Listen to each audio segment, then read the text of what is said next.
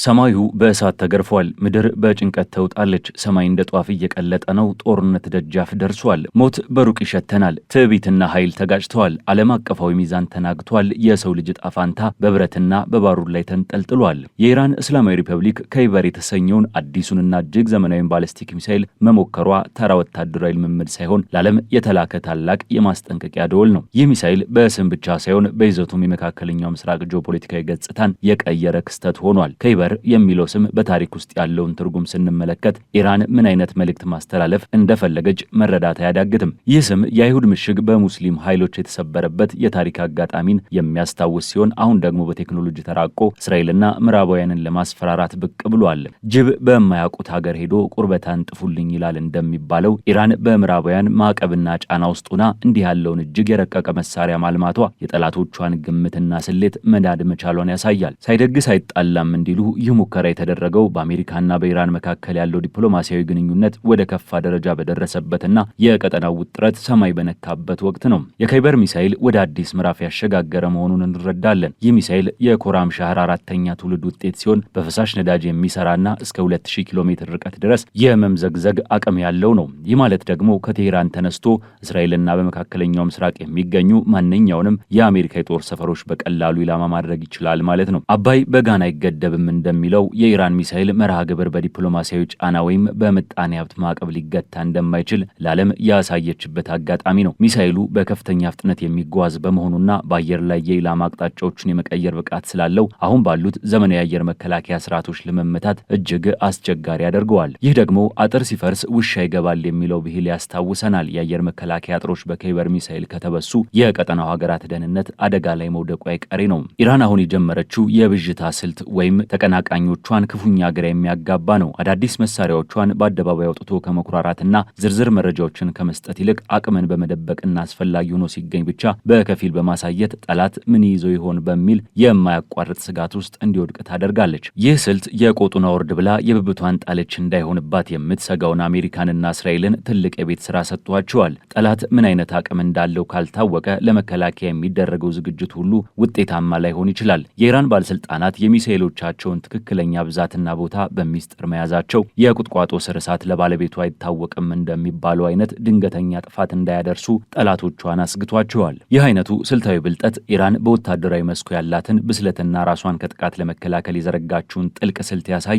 የእስራኤል ስጋት ደግሞ ከሌሎች ሁሉ የላቀና መሰረታዊ ነው። ለእስራኤል የደህንነት ባለስልጣናት የኢራን የሚሳኤል እድገት ዝም ብሎ የሚታይ ወታደራዊ ትርኢት ሳይሆን የህልውና አደጋ ነው። የነገሩትን ቢረሱት የሰጡትን ቢመልሱት ቂም አይጠፋም እንዲሉ ኢራን እስራኤልን ከዓለም ካርታ ለማጥፋት ያላትን ቁርጠኝነት ደጋግማ ስትገልጽ ቆይታለች። አሁን ደግሞ ያንን ዛቻ ወደ ተግባር ሊለውጥ የሚችል ከይበር የተሰኘ ሚሳኤል ከመታጠቋ የቀይ መስመር መጣስ ነው። እስራኤል የምትመካባቸው አይረንዶምና አሮ የመሳሰሉ የአየር መከላከያ መሳሪያዎች እንዲህ ያሉትን በከፍተኛ ፍጥነት ኃይል የሚመጡ ባለስቲክ ሚሳኤሎችን ለመመከት ያሏቸው አቅም ጥርጣሬ ውስጥ ወድቋል። እስራኤል ከቀድሞ አሁን በሚል መርህ የኢራን የኒኩለርና የሚሳኤል አቅም የማይመለስበት ደረጃ ላይ ከመድረሱ በፊት እርምጃ መውሰድ እንዳለባት ታምናለች። ይህ ደግሞ በቀጠናው ወደ ሰፊና አስከፊ ጦርነት ሊገባ የሚችል የክብሪት ጭላንጭል ነው። በሌላ በኩል አሜሪካ ለዚህ የኢራን የጡንቻ ማሳያ የሰጠችው ምላሽ በኳታርና በዮርዳኖስ የታየው ወታደራዊ ዝግጅት ነው። በኳታር የሚገኘው አሉደይድ የአየር ጦር ሰፈር የአሜሪካ በመካከለኛው ምስራቅ ያለው ትልቁ ምሽግ ነው። እዚህ ሰፈር ውስጥ የፓትሪዮት ሚሳኤል መከላከያዎችን ከቋሚ ቦታቸው አንስቶ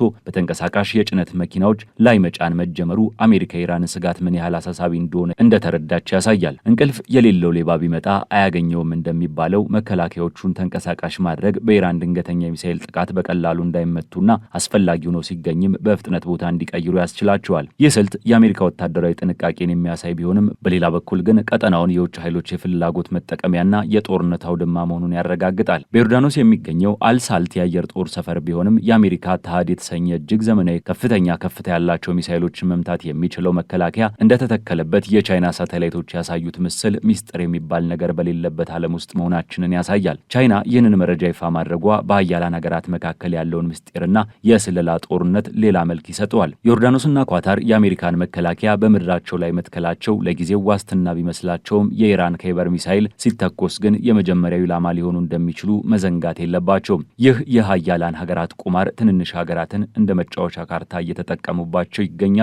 የከይበር ሚሳኤል ሙከራ ያስከተለው ይህ ሁሉ ሩጫ ዓለም ወደ አዲስ የቀዝቃዛ ጦርነትና ምናልባትም ወደ ትልቅ ፍንዳታ እያመራች መሆኑን ያመለክታል። ኢራን በኒኩለር መርሃ ግብሯ ላይ የወሰደችው አቋምም ከሚሳኤል ሙከራዋ ጋር የተቆራኘ ነው። የዩራኒየም ማበልጸግ ሂደቷ ከ60 በመቶ ዝቅ ለማድረግ ፈቃደኛ መሆኗን ስትገልጽ፣ በምላሹ ግን የአሜሪካ ማዕቀቦች ሙሉ በሙሉ እንዲነሱ መጠየቋ ለራስ ሲቆርሶ ያሳንሱ የሚለው ብሂል ያስታውሰናል። ኢራን ዋናው የኒኩለር አቅሟ ሳይነሳ ለጊዜው የሚታይ ቅናሽ በማድረግ የኢኮኖሚ እፎይታን ለማግኘት እየጣረች ነው። ሆኖም ይህ ድርድር የሞኝ ዘፈን ሁልጊዜ አበባይ እንደሚባለው ዓመታትን ያስቆጠረና መፍትሄ ያልተገኘለት ጉዳይ ነው። አሜሪካ ማዕቀቡን ካላነሳች ኢራን የሚሳኤል ሙከራዋንና የኒኩለር ማበልጸግ ሂደቷን ይበልጥ እንደምትገፋበት ግልጽ ነው። ይህ የድመትና የት ጨዋታ በመጨረሻ ማንን እንደሚበላ የማይታወቅበት አደገኛ ደረጃ ላይ ደርሷል። 60 በመቶ ማበልጸግ ማለት ለኒኩለር ቦምብ ግንባታ በጣም የቀረበ ደረጃ በመሆኑ ዓለም አቀፉ ማህበረሰብ በከፍተኛ ስጋት ውስጥ ወድቋል። የመሳሪያ ክምችቱና የሚሳኤል ፉክክሩ መጠኑን ሲያልፍ ለሰላም የሚሆን ስፍራ ይጠፋል። በላስ ቬጋስ የተገኘው ድብቅ ባዮሎጂካል ላቦራቶሪና ከእስራኤላዊ ኦሪ ሶሎሞን ጋር ያለው ግንኙነት ደግሞ ስጋቱ በግልጽ ጦርነት ብቻ ሳይሆን በድብቅ የሽብር ተግባራትንም የታጀበ መሆኑን ያሳያል። የላቦራቶሪና በውስጡ የተገኙት ያልታወቁ ናሙናዎች ዓለም በምን አይነት አደገኛ ሚስጥር ውስጥ እንዳለች ይጠቁማል። ከእባብ እንቁላል እርግብ አይጠበቅም እንደሚባለው እንዲህ ያሉ ድብቅ እንቅስቃሴዎች በመጨረሻም ለሰው ልጅ ሰላም ሳይሆን ለጥፋት መሆኑ የታወቀ ነው። የኢራን የከይበር ሚሳኤል ሙከራና በከተማው መካከል የሚገኙ ድብቅ ላቦራቶሪዎች የዘመኑን የደህንነት ስጋት ሁለት ገጽታዎች ናቸው። አንዱ በሰማይ ላይ የሚምዘገዘግ ግልጽ ኃይል ሲሆን፣ ሌላው ደግሞ ሳይታወቅና ሳይሰማ ህዝብን የሚጨርስ ረቂቅ መርዝ ነው። ኢራን ሀይበርን ስትተኩስ ለዲፕሎማሲያዊ ንግግሮች ያላት ትዕግስት እያለቀ መሆኑን እየነገረች ነው። የማይነጋ መስሏት ቧንቧዋን በላች እንደሚባለው አይነት ስህተት አሜሪካ እንዳትፈጽም ማስጠንቀቂያዋ ነው። በሌላ በኩል ደግሞ አሜሪካና እስራኤል ለኢራን የሚሰጡት ምላሽ ጦር ከፈታው ወሬ ፈታው እንደሚባለው አይነት ሳይሆን በተግባር የተደገፈ ወታደራዊ ዝግጅት ነው። የፓትሪዮትና የታድ መከላከያዎችን መዘርጋት የኢራን ሚሳኤል ለመቀልበስ የተደረገ የሞት ሽረት ሙከራ ነው። ሆኖም ግን ቴክኖሎጂ በየቀኑ እየተቀየረ ባለበት በዚህ ዘመን የትኛው ወገን የበላይ እንደሚሆን መገመት አይቻልም። የከይበር ሚሳኤል ፍጥነት ኃይል የአሁኑ ዘመን የአየር መከላከያ ፍልስፍና ጥያቄ ውስጥ ጥሎታል። ለዓለም ሰላም የሁለቱም ወገኖች ቁርጠኝነት አስፈላጊ ነው። ነገር ግን ኢራን የሚሳኤል ሙከራዋን እንደ ሉዓላዊ መብት፣ አሜሪካ ደግሞ እንደ ሽብር ስጋት በፈረጁበት በዚህ ወቅት መግባባት የራቀ ህልም ሆኗል። የከይበር ሚሳኤል ድምፅ የቀጠናው ህዝቦችን ረፍት ነስቷል። የቆጡን አወርድ ብላይ ብብቷን እንዳይሆንባት የምትሰጋው ዓለም ይህንን የሚሳኤል ፉክክር በውይይት መፍታት ካልተቻለ ውጤቱ ለሁሉ የታረደ እልቂት ይሆናል። የሰው ልጅ ካለፈ ታሪክ ስህተቱ መማር ሲገባው ዛሬም ከባሩድ ጭስ ውስጥ መፍትሄ በመፈለጉ እዚህ ደረጃ ላይ ተደርሷል።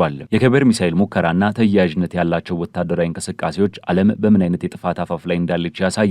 ሳይረፍድ በጊዜ ወይም ሰላም መንገድ መመለስ ብቸኛው ወደ ሰላም መንገድ መመለስ ብቸኛው አማራጭ ቢሆንም አሁን ያለው እውነታ ግን ተቃራኒውን ያሳያል። ኢራን የብረት ጡንቻ፣ የአሜሪካ ወታደራዊ ዝግጅትና የእስራኤል ስጋት ተደምረው የመካከለኛው ምስራቅ ምድር ወደ እሳት እቶንነት እየቀየሩት ነው። የሰው ልጅ ጣፋንታ ዛሬ በሚሳኤል መተኮሻ ቁልፎች ላይ ተቀምጧል። ይህንን አደገኛ ጉዞ ለመቀልበስ የጋራ ጥረት ካልተደረገ የከይበር ሚሳኤል ትንፋሽ የዓለምን ሰላም ዳግም እንዳይመለስ አድርጎ ሊያጠፋው ይችላል።